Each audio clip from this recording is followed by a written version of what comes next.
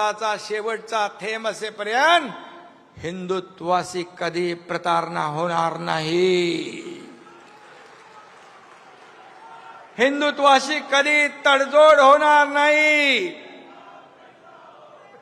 सत्तेच्या खुर्चीसाठी कधीही तडजोड आम्ही करणार नाही.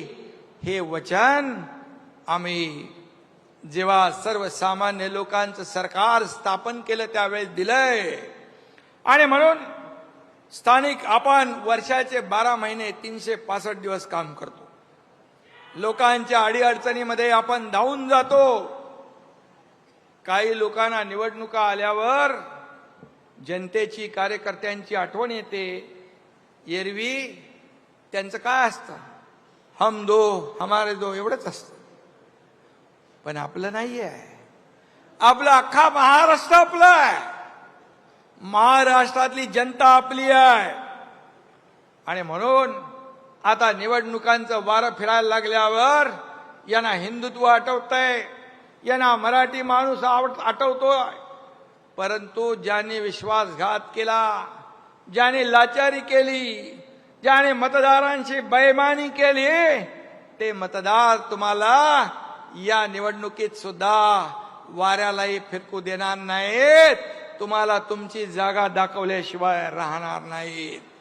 आता यांना मराठी माणूस आठवेल. आता मराठी माणूस आठवेल. मराठी माणसाच्या नावाने खोटे गळे काढतील. मला त्यांना विचारायचं आहे की बाळासाहेबांच्या नंतर मराठी माणसासाठी तुम्ही काय केलं, याचा हिशोब तर द्या.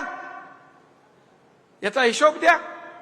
तुम्ही मराठी माणसापासून फारकत घेतली, हिंदुत्वापासून फारकत घेतली. तुमच्या नाकर्तेपणामुळेच मुंबईतला मराठी माणूस हद्दपार झाला. मुंबईच्या बाहेर गेला, नाला सोपाराला गेला, इकडे बदलापूरला गेला, वसई विरारला गेला. हे पाप तुमचं आहे. गेले 20 वर्ष मुंबईमध्ये कोणी सत्ता गाजवली हे सर्वश्रुत आहे. आणि म्हणून आता म्हणतात आम्ही हिंदुत्व सोडलं नाही म्हणता. मला सांगा, हिंदुत्व सोडलं नाही? हिंदुत्व काय टी शर्ट आहे का? घातला, काढला, सोडला? मला सांगा, हिंदुत्व तुम्ही सोडलं नाही.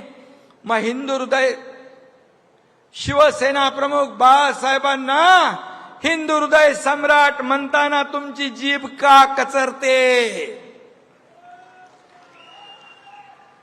हिंदू धर्माला शिव्या देणाऱ्यांच्या मांडीला मांडी लावून का बसता?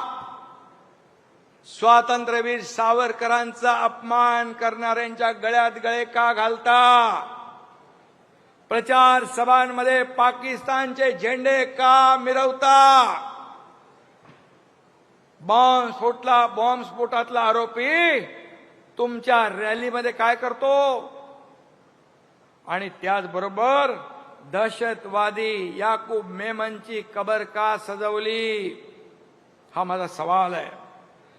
आणि त्याचबरोबर जेव्हा पीएफआय का काहीतरी संघटना त्याचं पेव फुटलं, त्या पीएफआय म्हणजे देशद्रोही संघटनेच्या बरोबर तुम्ही राष्ट्रभक्त आरएसएस ची तुलना करता, त्यांना शिव्या घालता.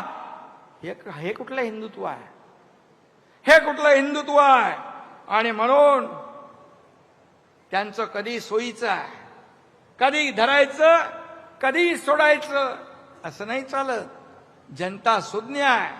तुम्ही धरायचं सोडायचं, धरायचं सोडायचं केल्यामुळे या महाराष्ट्रातल्या जनतेने तुम्हाला विधानसभेत तुमची जागा दाखवली. 20 जागांवर तुम्हाला आणलं.